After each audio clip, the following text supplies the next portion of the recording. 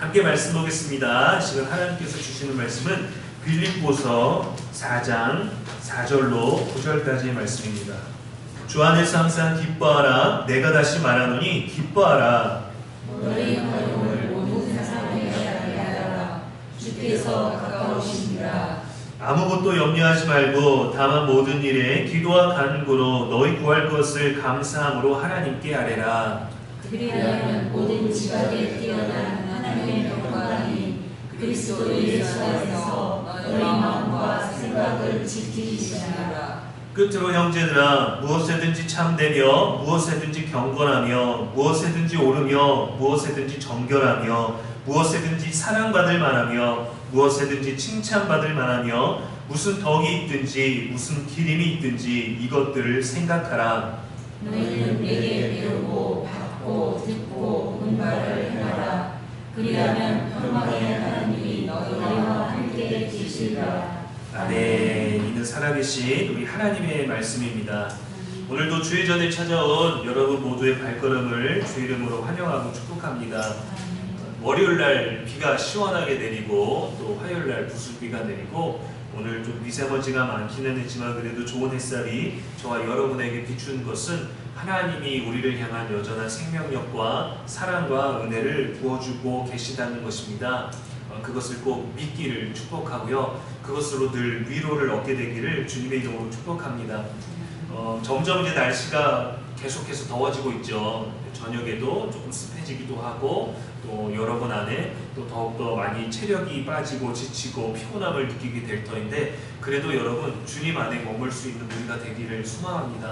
말씀과 기도의 그 영역을 절대 떠나지 않고 여러분이 어디에 있든지 어떤 환경에 있든지 말씀과 기도로 여러분 스스로를 거룩하게 우리가 머물고 있는 공간도 거룩하게 할 수 있는 저와 여러분 되기를 주님의 이름으로 간절히 소망합니다. 이 시간에 주신 말씀 가지고 하나님께 붙어있기라는 제목으로 말씀을 전하겠습니다. 저와 여러분에게는 인생을 살 때 부담감들이 있습니다. 각자 가정 안에서 사회 안에서 우리가 일구 머물고 있고 살아가는 모든 일상 가운데서 맡은 직분과 역할들이 있죠. 그 역할들이 늘 평안할 것 같지만 늘 큰 파도가 있고 또 때로는 또 쉼이 있기도 하고 때로는 외롭기도 하고 고독하기도 하면서 때로는 또 위로가 있기도 하고 천국과 지옥을 오가는 것 같이 뜨거운 물과 차가운 물을 오가는 것 같이 매운 것과 단 것을 왔다 갔다 하는 것 같이 정말 정신없이 분주할 때가 있기도 합니다. 근데 여러분에게 혹시 많은 인생의 부담감 중에 성도로 살아가는 그리스도인으로서의 부담감도 가지고 계시나요? 내가 성도인데 그래도 내가 믿는 사람인데 내가 그래도 하나님의 백성인데 하는 부담감들이 여러분에게 있으십니까? 저도 목회자로 살아가면서 부담감이 있습니다. 물론 제가 목회자인 걸 밝히기 전까지는 어떤 행동, 어떤 언어, 어떤 곳에 있든지 크게 문제가 되진 않겠죠. 그러나 누군가 저를 알아보는 것에 대한 그런 가능성들이 있기도 하고 그리고 어떤 목회자로서 노출되는 것들, 차에 성경책이 있다라던가 아니면 다양한 언어나 말투를 통해서 짐작할 수도 있을 것이고 또 때로는 저를 알고 있는 사람에 의해서 조심스러워할 때도 있기는 하겠지만 나 스스로가 나를 주의해야 될 때가 많기 때문에 나 스스로가 스스로 느끼는 자격지심과 나 스스로 느끼게 되는 갖게 되는 부담감들이 있어서 어디에 있든지 그런 것들을 신경 쓰게 되죠. 어디를 가는 것, 무슨 말을 하는 것, 행동하는 모든 것에서 많은 시선을 의식하게 됩니다. 운전을 하다가 때로는 저도 제가 올바르게 운전을 했는데 다른 거친 운전자 때문에 정당하게 분노할 수도 있죠. 그러나 분노의 흔적을 남기면 안 됩니다. 마땅한 분노지만 뭐 이렇게 화를 내? 라고 했는데 그게 나중에는 꼬리표가 되거든요.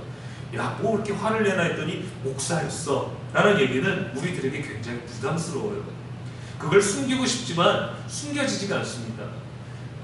베드로가 예수님을 3번 부인하는 과정에서 그 뜰 앞에 법정 앞에 불 앞에 있을 때 베드로에게 누군가 얘기했습니다. 저 사람도 예수와 함께 있던 그의 도당이다. 그걸 어떻게 알았는가? 그에게서 풍겨지는 거예요. 예수님과 함께 있었던 그 얼굴을 기억하는 게 아니라 그의 어떤 말투, 행동, 그가 또 숨기려고 하는 것, 또 그 안에서 자신의 정체성을 스스로 감추고 싶어하는 그 부담감들, 드러내고 싶지 않은 그 부담감 때문에 사람들이 자신을 알아봤습니다. 나는 베드로입니다. 근데 난 예수님과 함께 있었는데 예수님은 너무 억울하신 상황이에요. 그렇게 말하지 않았어요. 그저 예수님과 함께 있지 않았던 것처럼 그 불씨 가운데 옷으로 자기 얼굴을 가리면서 불씨 안에서 어두운 그림자 그 속에서 있었을 겁니다. 그런데도 불구하고 너는 예수와 함께 있는 그 도당이라 라고 바로 발각되었죠. 그래서 도망하고 또 슬피 울 수밖에 없는, 통곡할 수밖에 없는 때를 맞이했습니다. 저와 여러분도 마찬가지입니다. 때로는 우리가 어디에 있을 때 무슨 말을 할 때 우리가 그리스도인 척 하려고 또 믿음을 드러내려고 하지는 않았지만 사람들이 우리를 믿음 있는 사람처럼 보게 되고 다른 세상 사람들과 다른 자기들과 다른 뭔가 특별한 것들을 발견하게 될 것들이 저와 여러분 안에 있는 거예요. 이거는 우리가 그리스도인으로서 엄청나게 큰 부담을 갖는 것이지만 누군가 믿음 있는 사람이구나 라고 알아봐 준다면 정말 여러분들 믿음을 잘 지키고 계신 것입니다. 한편으로는 뿌듯하되 그 거룩한 부담감에도 감사할 수 있기를 바랍니다. 그래서 우리는 삶의 모든 일거수일투족을 조심해야 되는 거예요. 제가 군부대에 있었을 때 어떤 한 사람이 왔는데 정말 속된 말로 싸가지 없는 병사 한 명이 왔던 거죠. 쟤는 정말 싸가지 없다라고 말하면서 그 사람만 그렇게 여기면 됩니다. 왜냐하면 그 사람과 저 사이의 문제였기 때문에 그 사람에 관해서 그렇게 생각하고 아쉬워하면 될 것인데, 털어버리면 될 것인데, 그 사람이 달고 있던 부대 마크, 그래서 어디를 가든지 전국 어디를 가든지 그 부대 마크를 보면 그 부대 마크를 달고 있는 사람은 다 싸가지 없는 사람처럼 보이는 거예요. 왜냐하면 내 기억에는 그 부대 마크는 싸가지 없는 사람으로 남을 수밖에 없거든요. 우리도 마찬가지입니다. 우리가 어떤 이 부곡동에서, 안산에서, 서울에서, 다른 지역에서 돌아다니다가 누군가 우리를 발견했는데 누군가 알고 보니 안산 부곡교회 사람이더라 라고 한다면 안산 부곡교회 사람들은 그렇더라, 무례하다더라, 몰상식하다더라, 안산 사람들 다 그렇다더라 라는 편견으로 만들어집니다. 우리가 그 사람들의 생각 자체를 바꿀 수는 없지만 좋은 이미지를 나쁜 이미지로 바꾸는 게 아니라 좋지 않은 이미지를 좋은 이미지로 바꿀 수는 있죠. 우리는 그렇게 선한 영향력을 가지고 있는 사람들입니다.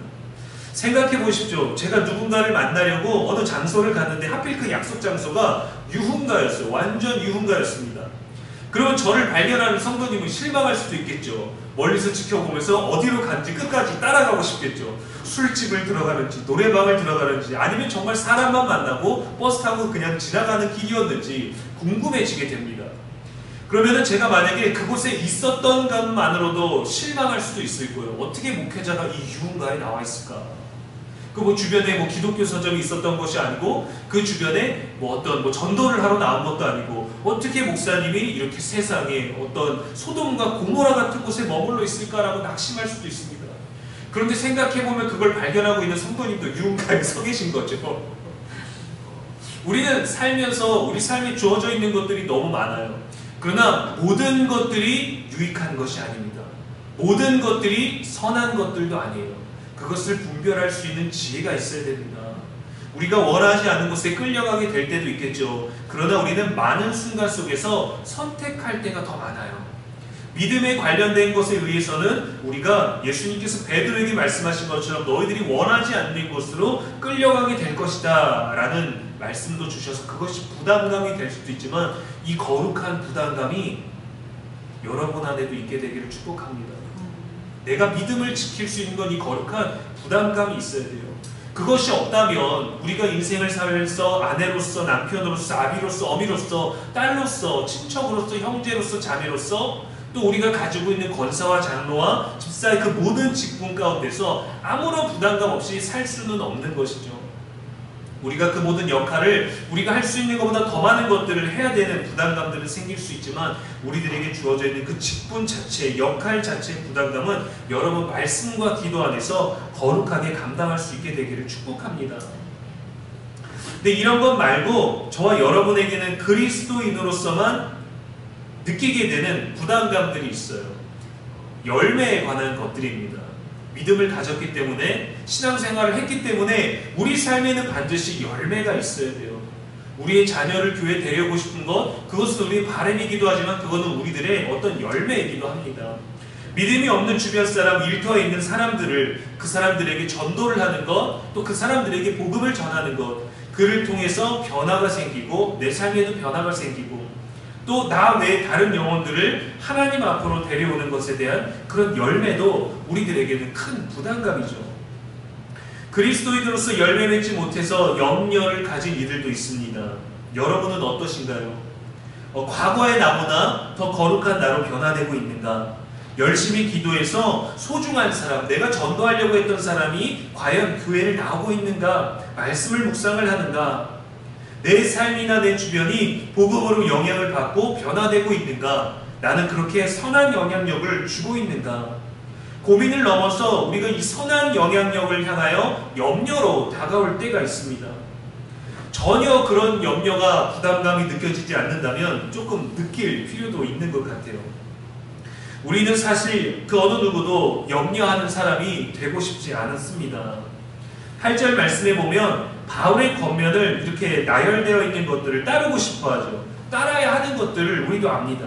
세 번역으로 제가 8절 말씀을 읽어드릴게요. 마지막으로 형제자매 여러분, 무엇이든지 참된 것과 무엇이든지 경건한 것과 무엇이든지 옳은 것과 무엇이든지 순결한 것과 무엇이든지 사랑스러운 것과 무엇이든지 명예로운 것과 또 덕이 되고 칭찬할 만한 것이면 이 모든 것들을 생각하십시오 라고 이렇게 권면했습니다. 아주 강력한 권면이에요.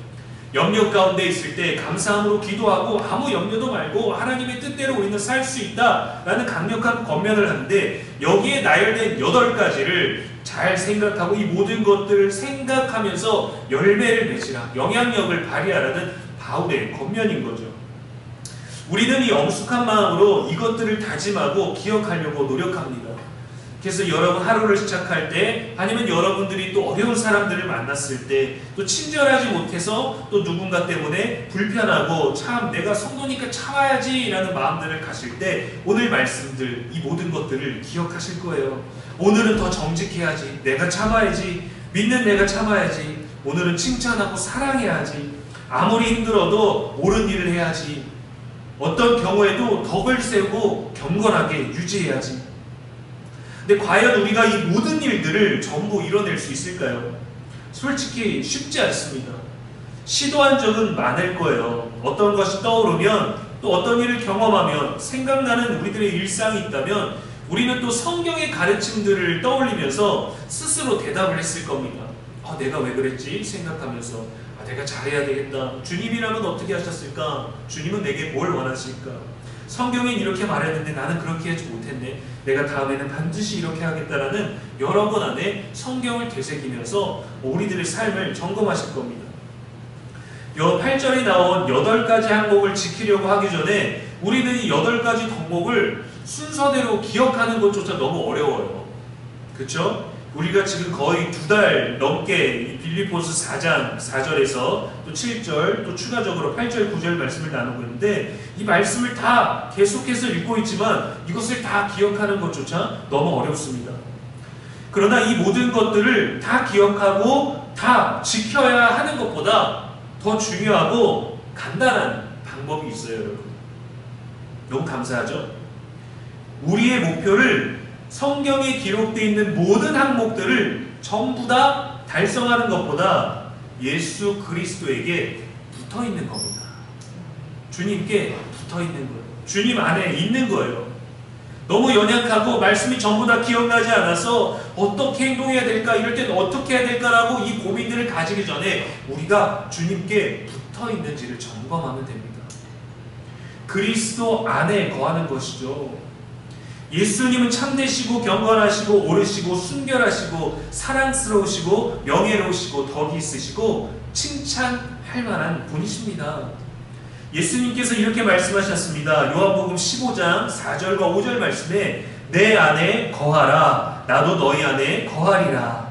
가지가 포도나무에 붙어있지 아니하면 스스로 열매를 맺을 수 없음같이 너희도 내 안에 있지 아니하면 그러하리라. 나는 포도나무여 너희는 가지라. 그가 내 안에 내가 그 안에 거하면 사람이 열매를 많이 맺나니 나를 떠나서는 너희가 아무것도 할 수 없습니다.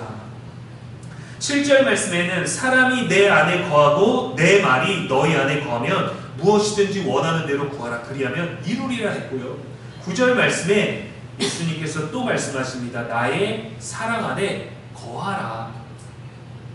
우리는 어떻게 열매를 맺어야 될까? 얼마나 많은 열매를 맺어야 될까? 우리는 꼭 열매를 맺어야 되겠지? 라는 그 거룩한 부담감들, 성도로서 교회를 다니면서 갖게 되는, 남들도 하고 많은 그리스도인이 그렇게 하고 누구든지 그렇게 하고 있었던 것을 나도 해야 되는데 이 열매에 대해서 내 뜻대로 잘 되지 않아서 염려를 가질 때가 있고 부담감을 느낄 때가 있는데, 예수님은 이렇게 말씀하시는 거예요. 내 안에 거하면 내 안에 있는 사람은 열매를 많이 맺나니. 근데 우리는 예수님께 붙어있기보다 열매에 집중할 때가 많죠. 많은 열매를 맺으려고 하죠. 그것으로 많은 보상을 얻고 싶어하고 많은 복을 누리고 싶어하기도 하고 또 그것으로 하나님께 영광 돌리고 싶어하기도 하고, 그리고 그 열매를 통해서 우리가 신앙생활을 잘하고 있구나를 스스로 다독이면서 스스로를 격려할 수 있는 중요한 추진력을 얻을 수 있는 에너지라고 생각을 하기도 합니다. 그런데 예수님 말씀하시는 건요, 열매를 많이 맺어라가 아니라 열매를 맺기를 원한다면, 열매를 많이 맺으려면 내 안에 거하라는 거예요. 나와 함께 붙어 있으라는 거예요. 내 곁에 있으라는 거예요. 그러면 열매를 맺을 수 있다는 겁니다. 열매를 맺으려고 애썼지만 그러다가 예수님을 잊어버리는 경우가 있었죠. 누가복음 2절에 보면은 유월절을 맞이하여서 어린 예수가 이제 부모님과 함께 예루살렘에 갔다가 돌아오는데 그들은 마치 예수가 함께 있는 줄 생각했어요. 예수가 함께 있는 줄 알고 3일 길을 걸어왔습니다. 얼마나 무지합니까?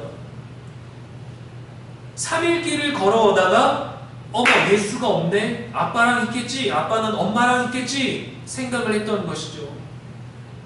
이런 일이 가능한가요? 자녀나 손주를 놓고 3일을 어디 있는지를 몰랐다? 그렇게 예수 없이도 우리는 관례대로 신앙생활을 할 때가 많습니다.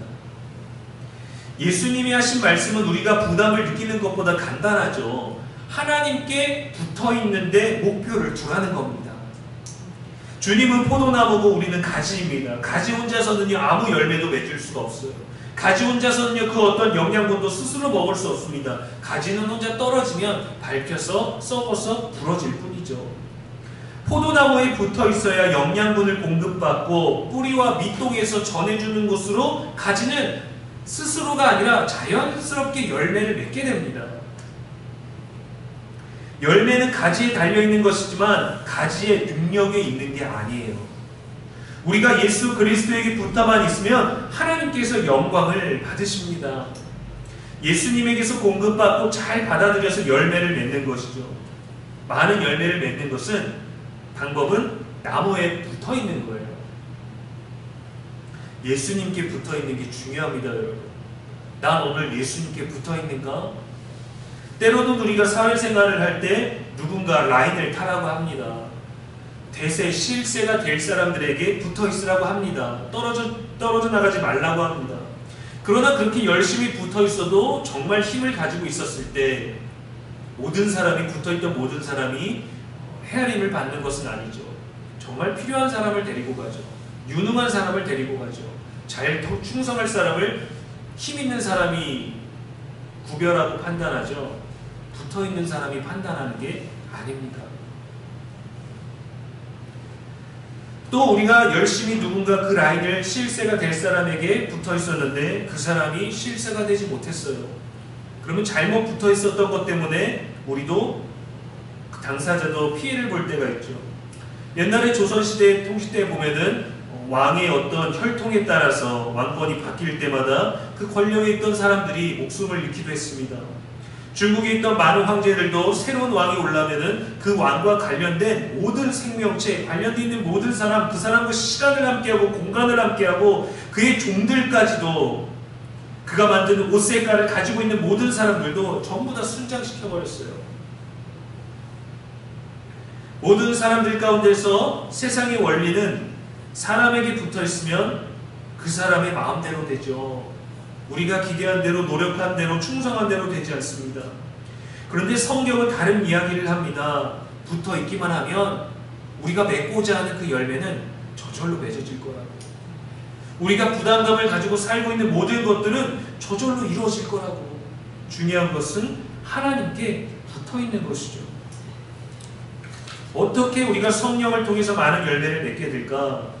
성령이 우리를 통해서 어떤 일을 하게 하실까? 우리는 무엇을 준비해야 될까? 우리는 무엇을 배워야 될까? 무엇을 암송해야 될까? 성경에 나와 있는 이 빌립보서 4장 8절에 8가지를 다 외우고 매일마다 8가지를 실천하면, 생각하라고 기억하라고 했으니까 이것을 다 기억하면서 하나하나 하면 되겠지? 이것이 바로 신약시대에 문제가 됐었던 많은 율법학자들의 오류였습니다. 말씀을 많이 알고 잘 지키면 될 줄로 생각했는데 하나님께서 떨어져 있었어요. 하나님께로부터 떨어져 있었어요. 예수님이 왔지만 예수님을 알아보지 못했어요. 예수님이 큰 가르침을 줬지만, 깨달음을 줬지만, 진리를 줬지만 받아들이지 않았어요. 내 머릿속에 있는 그 8가지 항목이 더 중요하니까. 가장 먼저는 예수님께 꼭 붙어 있는 겁니다. 저와 여러분의 과제는 열매를 맺는 것이 아니라 굳건한 믿음을 지키는 게 우선이에요. 예수님 곁에 있어도 무서울 때가 있습니다. 마가복음 4장에 보면은 큰 폭풍우가 왔을 때 예수님이 배에 계셨는데 제자들은 두려워했죠. 예수님이 반드시 뭔가를 이루실 거라고 생각한 사람들이 없었어요. 예수님과 그렇게 많은 기적과 그렇게 많은 일들을 경험했지만 예수님이 이 폭풍도 어떻게 해주실 거야 라고 생각하는 제자들이 없이 예수님한테 가서 따졌습니다. 우리가 죽게 되었는데 돌보지 아니하십니까? 예수님 곁에 있었지만 뭔가 단절되어 있는 거죠. 포도나무에서 떨어지면 안 됩니다. 이것이 우리가 염려를 극복할 수 있는 방법이기도 해요. 그래서 예수님은 거하다라는 단어를 반복해서 사용하셨습니다. 가지는 결코 포도나무를 떠나면 안 됩니다. 떠나서 살 수가 없기 때문이죠. 나뭇가지를 지켜보십시오. 나뭇가지가 혼자 떨어져 나와서 혼자 이파리도 키우고 혼자 열매도 맺다가 나무한테 돌아와서 다시 접붙임되어서 일주일에 한 번 양분을 공급받고 또 일주일을 사나요? 그럴 수 없습니다. 가지는 나무에 붙어 있을수록 가지도 자라는 거예요. 가지도 두꺼워지고 많은 열매를 맺을 수 있을 만큼 힘이 생기는 겁니다. 그런데 가지가 그 영양분도 잘 전달하지도 못하고 스스로도 받지 못한다면 나뭇가지가 썩어버리죠. 열매를 맺어도 그 열매는 건강하지 못합니다. 그 열매를 맺고 있을 수 있는, 그 열매가 자라기까지 버틸 수가 없어서 그 가지가 부러져 버리죠. 열매도 떨어져 버리죠. 그러면 그 가지는 쳐냅니다. 쓸모가 없게 되는 것이죠. 제 기능을 못하는 것이죠. 가지는 나무에 붙어 있을수록 건강합니다. 그 어떤 가지가 나는 사과를 4개 맺겠다고, 나는 내 가지에서 10개를 맺겠다고 욕심을 부리나요? 그렇지 않습니다. 공급받는 만큼, 나무에 붙어있는 만큼 맺게 되는 거예요. 어떤 얘기는 5달란트, 어떤 얘기는 2달란트, 어떤 얘기는 1달란트를 줬습니다. 우리는 다른 사람이 가진 것이 아니라 내가 어떻게 예수님께 붙어있고 주님이 나를 통해서 어떠한 열매를 맺게 하시는지에 집중해야 되는데, 예수님께 붙어있으면서도 사람의 것에 집중하죠. 쟤는 3개 맺었고 쟤는 색깔이 쟤는 더 탐스러운데 내 것은 왜 그렇습니까 주님? 주님께 붙어있으면서도 자꾸 비교를 하는 거죠.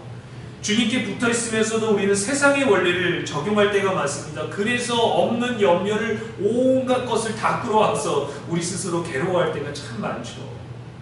실제로 우리를 염려하게 하는 것들도 있지만 우리 스스로 가져오는 염려가 얼마나 많습니까?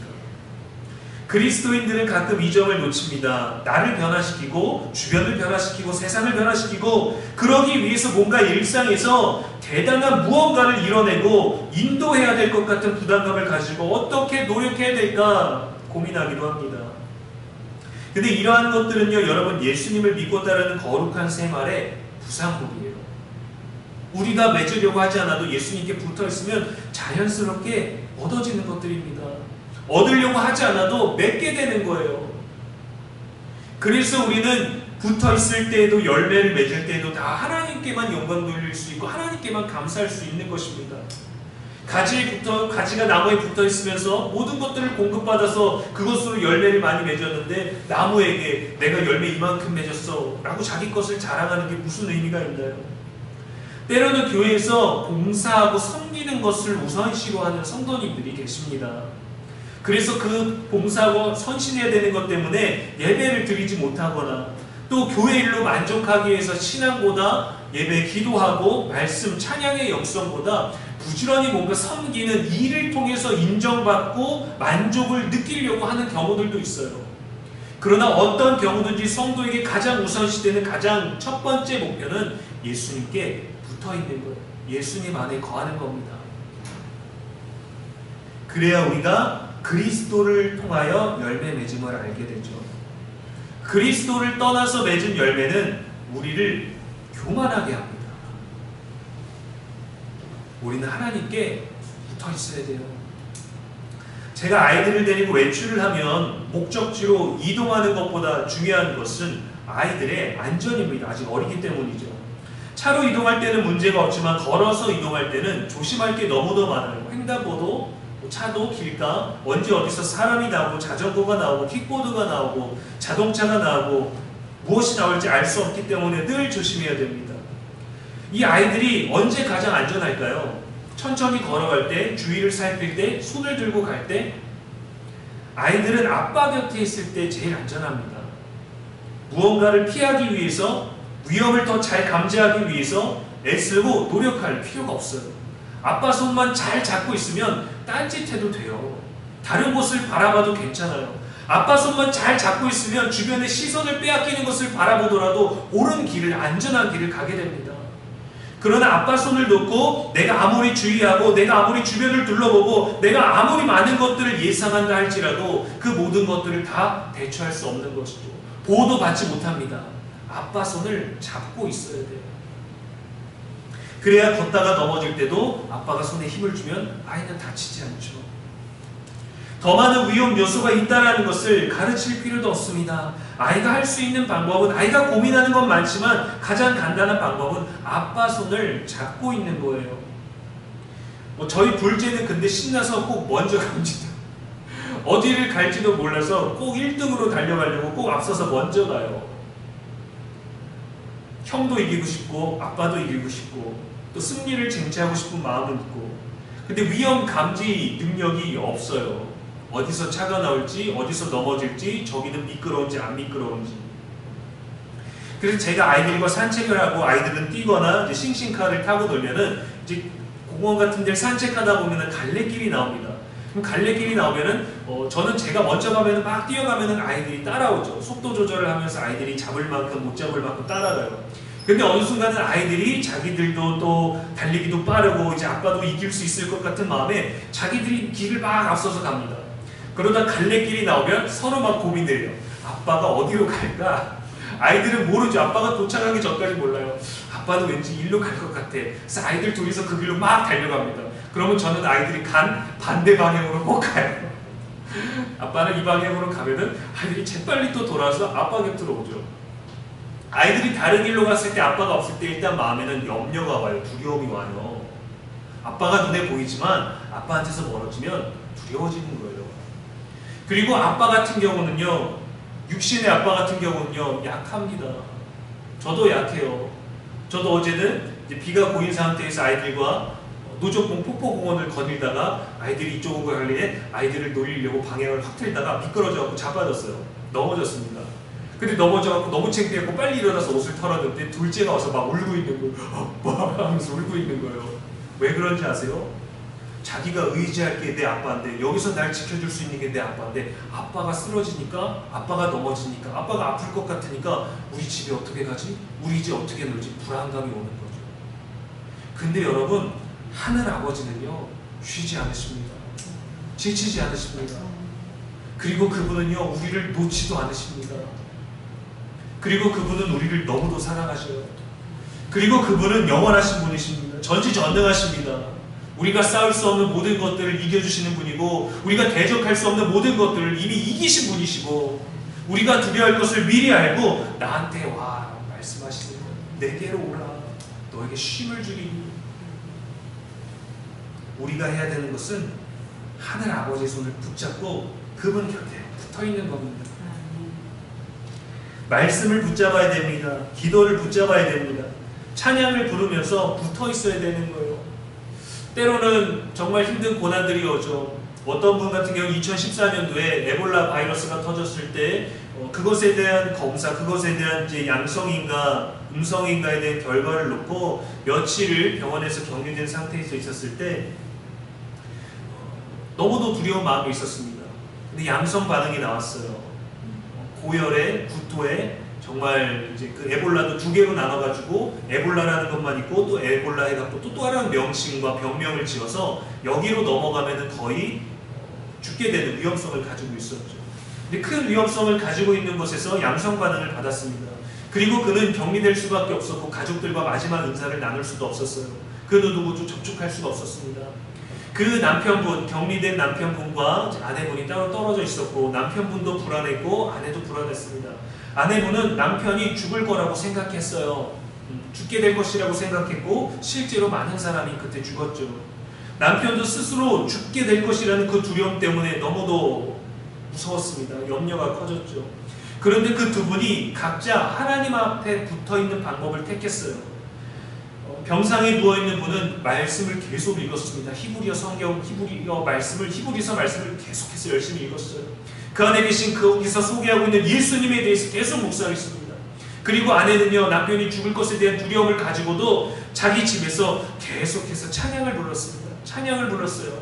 내가 하나님 앞에서 붙어있을 방법은 이거다. 두려움에서 떠나고 염려에서 떠나고 어떤 결과가 올지라도 다 하나님께 맡깁니다 하고 하나님의 손을 꼭 붙잡고 말씀과 기도로 찬양으로 있었습니다. 그리고 보름 지나고 나서 완치됐어요. 그래서 병원을 나설 때 여러분 우리가 운이 좋았다라고 말하겠습니까? 그들 서로가 우리는 운이 좋았네, 치료제도 없었던 그때 우리는 참 복 받았네 그렇게 느꼈을까요? 그렇지 않아요. 그들이 택했던 방법이 있었죠.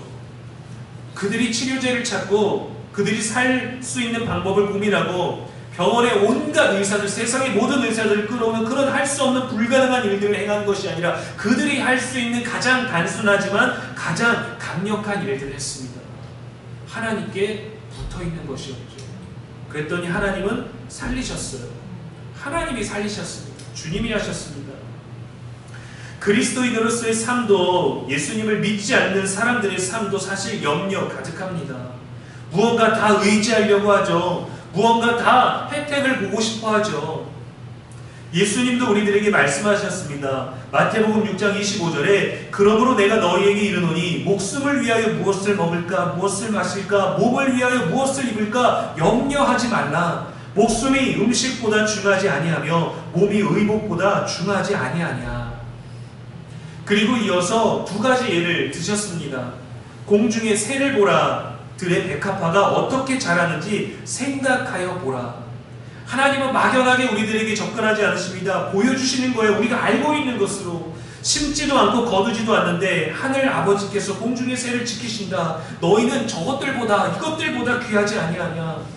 백합화가 어떻게 자라는지 생각하여 보라. 수고도 아니하고 길쌈도 아니하고 너희가 가서 돌보는 것도 아니고 솔로몬의 모든 영광도 이 꽃 하나만 갖지 못하다. 하나님이 너희를 책임지신다. 너희를 진짜 책임지시는 그분 안에 거하라. 염려하지 마라. 너희에게 무엇이 있어야 할 줄 그분이 더 잘 아신다. 이 모든 것을 지으신 하나님으로 우리들의 마음을 채우라고 하십니다. 하나님께 붙어 있으라고 하십니다. 다른 이들의 간증만이 아니라 여러분 안에 예수님께 붙어있고 하나님 안에 거하는 것으로 말미암아 다른 사람들에게 들려줄 수 있는 아름다운 간증들이 넘쳐나기를 주님의 이름으로 축복합니다. 먼 타지에 나가 있는 경우에도 우리가 하나님께 붙어있으며 떨어져 있지만, 물리적으로 거리적으로 떨어져 있지만 그를 위해 사랑하는 마음으로 기도하고 중보하면 하나님은 응답하신다는 거예요. 우리가 기대하는 만큼 그보다 더 많이 하나님은 우리를 위해 일하시는 분이십니다. 그런데 때로는 우리의 믿음 없음이 약해서 우리의 믿음만큼 기도할 때가 있어요. 하나님은 한 요 정도 하실 것 같으니까 나는 요만큼만 기도하겠다. 그러나 나는 아무것도 할 수 없지만 하나님은 모든 것이 가능하시다라는 믿음이 있다면 여러분 바라는 대로 기도하십시오. 구하는 대로, 원하는 대로 기도하라고 하십니다. 요한복음 8장 31절에 너희가 내 말에 거하면 참으로 내 제자가 되고 진리를 알지니 진리가 너희를 자유롭게 하리라 하셨습니다. 성도로서 가지게 되는 부담감과 염려에서 자유하시기를 소망합니다. 우리가 해야 할 가장 중요한 것은 하나님께 꼭 붙어있는 겁니다. 두려움에서 자유로워지기를 축복합니다. 불안과 걱정에서 자유로워지기를 간절히 축복합니다. 주님과 함께하는 것이 가장 큰 기쁨이 되는 저와 여러분의 일상 되시기를 주님의 이름으로 축원합니다. 기도하겠습니다. 우리의 모든 필요를 아시는 하나님, 오늘도 말씀 주시니 감사합니다. 그리스도인으로 살면서 세상에서 하나님으로부터 많은 복을 누리고 싶었습니다. 하지만 우리는 더 많은 염려, 그리스도인으로서의 염려까지 가지고 살면서 많은 부담 속에 있었습니다. 더 많은 무언가를 이루어야만 하나님의 복을 받을 거라 생각할 때도 있지만 우리에게 가장 중요한 것은 하나님께 붙어있는 것이었습니다. 하나님 안에 거하는 것이었습니다. 말씀과 기도와 찬양 안에 거하는 것이었습니다. 믿음 안에 머무는 것이었습니다. 그것이 우리에게 가장 큰 복이며 하나님이 우리의 가장 아름다운 영광인 것을 깨달아 알게 하여 주시옵소서. 아무것도 염려하지 말고 하나님 안에 거하는 삶이 되게 하여 주시옵소서. 무엇보다 세상의 것으로 가득하고 복잡한 우리의 마음을 하나님으로 가득 채우고 믿음 위에 굳게 서게 하여 주시옵소서. 먼 타국에 출타 중에 있고 또 질병으로 연약한 가운데 있으며 많은 통증과 많은 바쁜 일과 또 많은 스트레스와 부담감으로 억눌려 있고 다가오지 않는 일들에 대해서 또 다가올 일들에 대해서 너무도 앞서 깊은 염려와 답답한 중에 있는 우리의 마음이 예수로 충만하기를 간절히 원합니다. 그 자리를 비워내고 하나님으로 충만하기를 간절히 원합니다. 주님, 우리의 전부가 되어주셔서 진실로 염려를 이겨낼 수 있는 믿음과 하나님의 통치가 우리의 마음 가운데 있게 하여 주시옵소서. 우리의 영원한 소망이 되시는 예수님의 이름으로 기도합니다. 아멘.